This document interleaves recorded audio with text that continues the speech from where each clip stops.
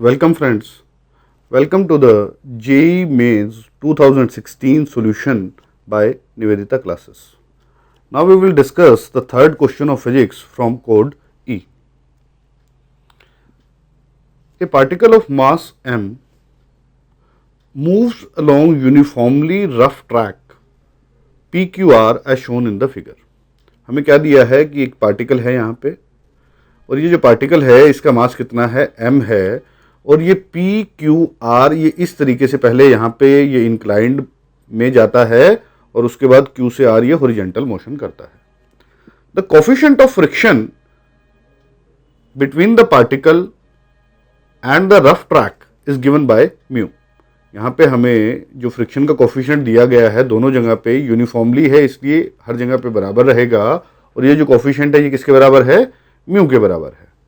अब हमने पार्टिकल को यहां से रिलीज किया. The particle is released from rest from point P and comes to rest at point R.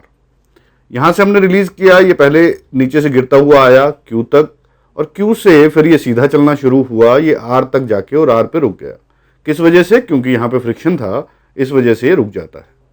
अब हमें क्या दिया गया है कि ये जो पार्टिकल है इसने फ्रिक्शन में अपनी एनर्जी लूज कर दी और जो एनर्जी लूज की है P से लेके Q तक और Q से लेके R तक, वो दोनों जगह पे जो इसने एनर्जी लूज की है वो क्या है?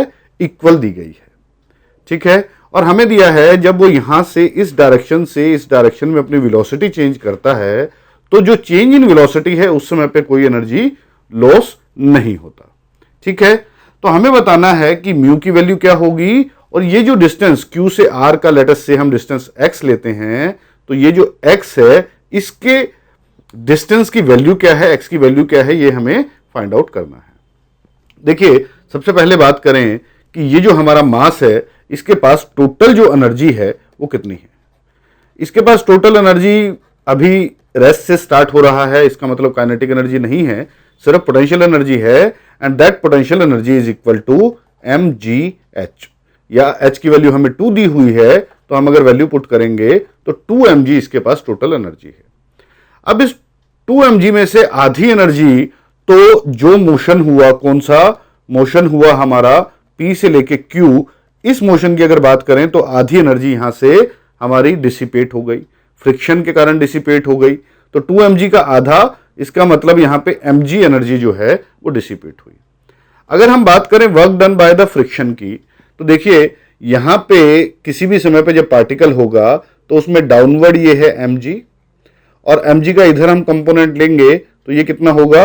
It will be equal to mg cos theta. इसका मतलब जो n है, n की वैल्यू कितनी हो गई? n की वैल्यू हो गई mg cos थीटा.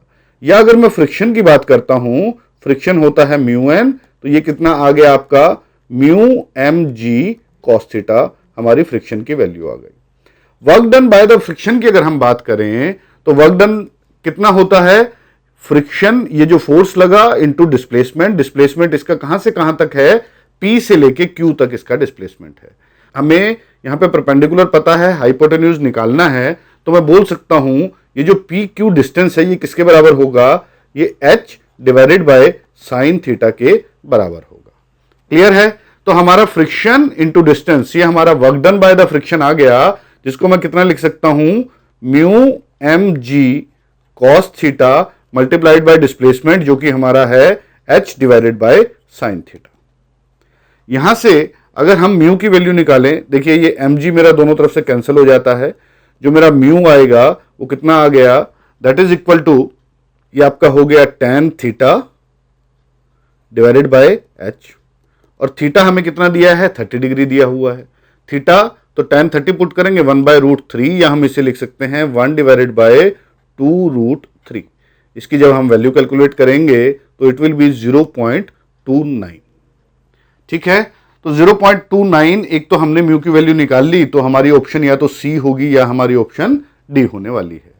अब अगर हम बात करते हैं motion from Q to R, Q से R की मोशन में फ्रिक्शन वर्क कर रही है, एनर्जी लॉस फिर दोबारा से बराबर mg के बराबर. फ्रिक्शन कितना काम करेगा? म्यू n, और यहां पे ये जो n होगा इसकी वैल्यू कितनी होगी? mg. तो ये म्यू mg ये तो हमारा फ्रिक्शन हो गया, इंटू डिस्प्लेसमेंट किसके बराबर है, एक्स के बराबर है। यहां पे अगर हम बात करें, देखिए एम जी दोनों तरफ कट गया और एक्स की वैल्यू कितनी आ गई, 1 डिवाइडेड बाय म्यू हम ऑलरेडी निकाल चुके हैं, 1 डिवाइडेड बाय 0.29, और इसकी अप्रोक्सीमेट अगर हम वैल्यू देखेंगे तो 0.35 मीटर ये हमारी वैल्यू आ जाएगी। तो इस तरीके से ये जो हमारा ऑप्शन सी है, this is our correct choice. Thank you.